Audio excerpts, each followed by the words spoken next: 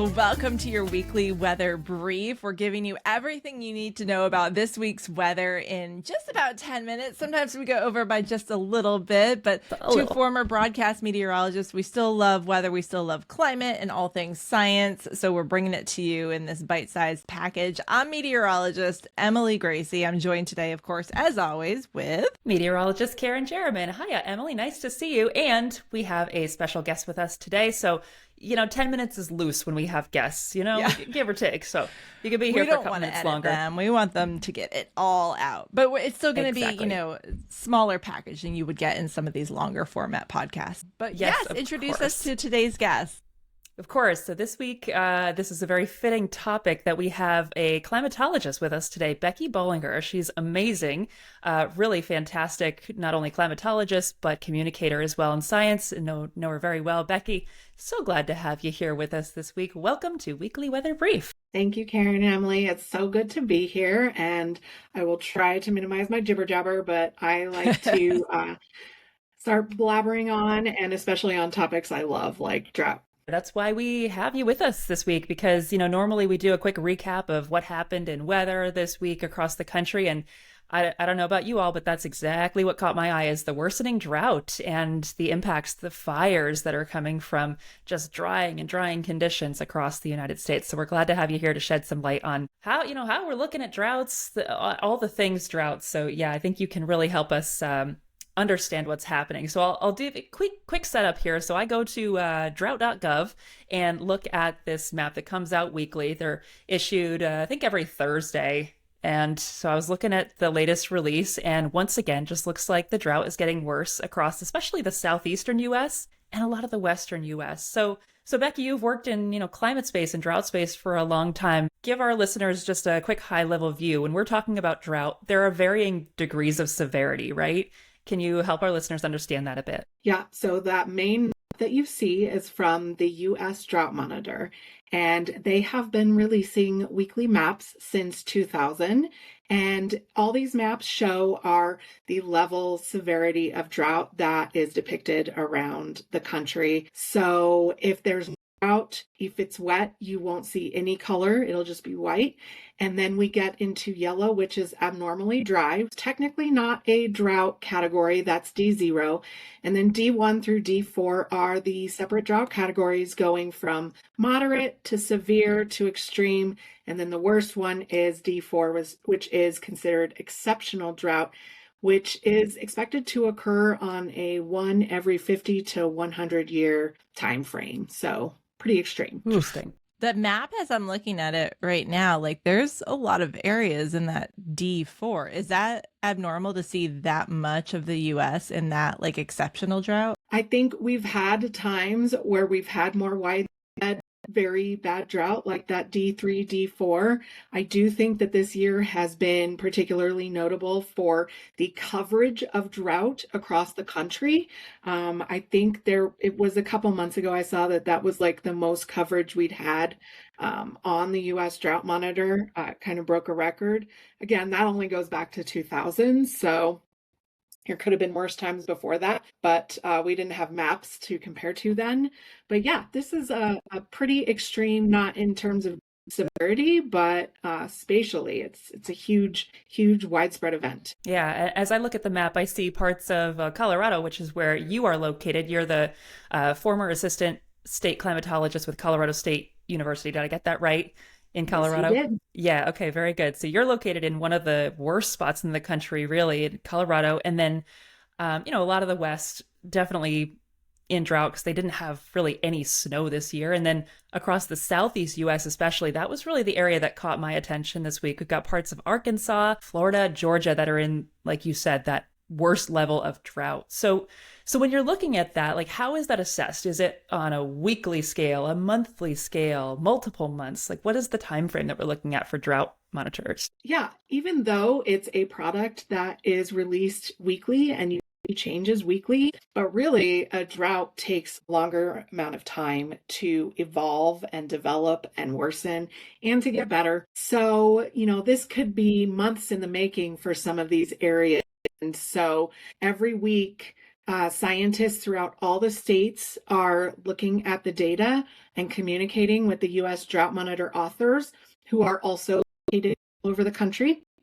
And the data cutoff is Tuesday morning. So we look at the conditions in the previous week and see how that's changed, and then take a step back and that bigger picture of how dry has it been in the last month? How dry has it been in the last 3 months? All the way out to a year. And really we're looking at how is the precipitation that we've gotten different from what is normal? You're looking at precipitation data. Are you ever looking at like ground conditions? Do you ever measure like soil? Yes. Soil moisture is a big one. So we look at kind of the atmosphere and what's called evaporative demand, and that's how much moisture the atmosphere wants to take out of the ground. Which is in consideration. Obviously, precipitation falling to the ground, snow stored on the ground is snowpack. And then as we get down to the surface, we start looking at changes in soil moisture. And so we get an idea of what's normal for the soils versus what is drier for the soils, which is definitely going to have an impact on those drought categories that you see. We also look at things like flow, how much water is passing through the rivers. And even though the data is limited, if we can get down to those even lower levels of groundwater, that kind of helps give us an indication too. Something I used to get asked a lot when I was a broadcast meteorologist by the public was, when you're in a drought, is there a type of precipitation that's better? Like people often say, oh, we need like that like long all day light rain to really help with the drought. Is there any truth to that, or is like any rain good rain? I mean, beggars can't be choosers. So any rain is good rain, but you are nailing there when we talk about the right type of precipitation. So if you have precipitation that falls really fast and hard, your soil might not have the capacity to take that in the rate that it's coming down. So if it's not making into the soils, it's just going to run off, and then that area is going to dry out quickly.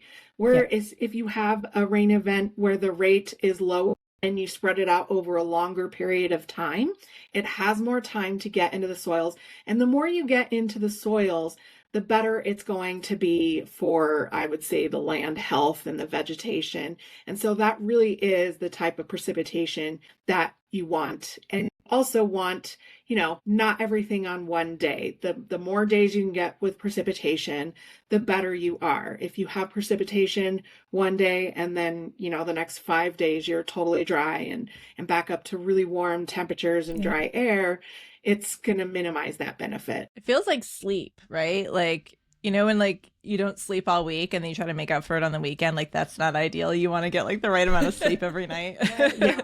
That is the perfect analogy. I like that. That is the best science communicating analogy. Well done, Emily Gracey, for that one. I love that. So one thing that is always a question for me is, when you look at the deficit of rainfall, let's say you're down 10, 12 inches, like a lot of parts of the Southeast are in the last, say, 6-month period. It's not necessarily a 1-to-1, right? That you need just as much rain to make up for the drought. You need much more in cases, right? So like how is that assessed? How does places like NOAA and the climatologist, like how are you assessing how much rain is needed to get out of a drought? I mean, part of it is just the hard numbers, like you said. If I know that, say, in Florida, there's an 8-inch deficit, and the next 2 months, I normally get 10 to 15 inches of rain, I'm going to need to normally get those 10 to 15 inches of rain and then add on that deficit.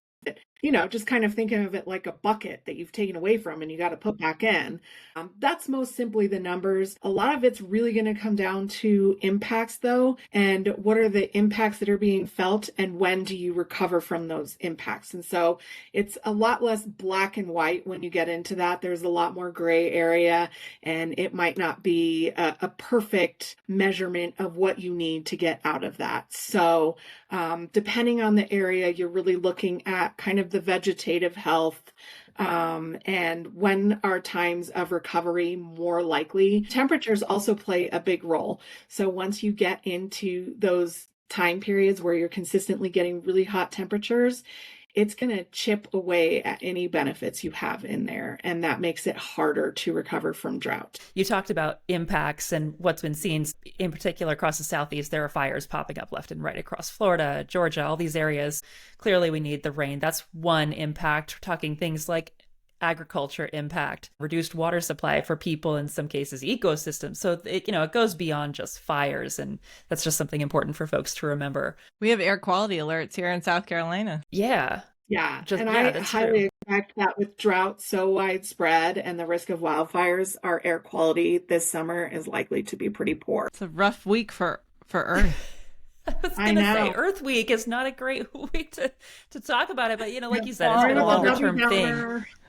No, not at all. That said, it is Earth Week, so we like to try to put something positive in here. So if there is anything positive to say about either drought or otherwise, I'd be curious what y'all did this week to celebrate Earth Week, if anything.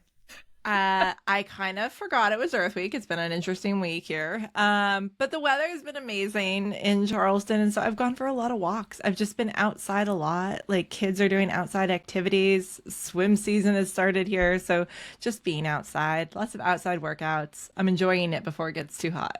Yeah, I agree. Becky, I'm coming to you next, but same thing. It's been a long, hard winter here up in the Northeast. I'm in Connecticut, and it was so nice to just see flowers blooming on the trees and things that I just went outside and was like, oh, I'm so grateful for this. You have to remember just the simple things sometimes to be grateful for when spring springs. Becky, how you hanging in out there in Colorado? I've been loving outside as much as it's terrible that we've had like no winter. It has been really nice to get outside and enjoy it. We had spring early this year, blooms and trees leafing out probably a month or more early from when they normally do. So a little bit startling, but also it has been nice to really get out and enjoy things. I've also been doing like daily walks just to kind of enjoy it and our beautiful blue skies and stuff. And my other positive thing is El Nino. Everybody's been talking about El Nino. Yes. And it's forecasted to come. I don't know if you guys have talked about it on your show before, We have, but the hope is that will bring some recovery when it does arrive to areas that are in drought. So that's great news. We'll take it. Yeah. That is good news. I know, right? Like, I don't want to get back into the conversation, but I think part of the reason, like the Southeast in particular, that it was a La Nina year, which tends to lend to a warm and dry setup. So a switch is good to bring some more rain, we hope, and get out of this drought, because we don't need any fires. We don't need any of that. And plus we're heading into the wet season there too. So a couple positives on our side, right? Awesome. Well, Becky, thank you so much for joining us today. This has been awesome to have an expert in this and just a third smart woman to join the conversation. We're always thrilled to have somebody else to kind of chime in on what we're chatting about. So thank you so much for your time today. Thank you for having me. It's been great being in a room with smart women. So I hope we'll be back again soon. Oh, we will be calling you. Don't worry. And of course, to all of our followers, thank you so much for listening and watching.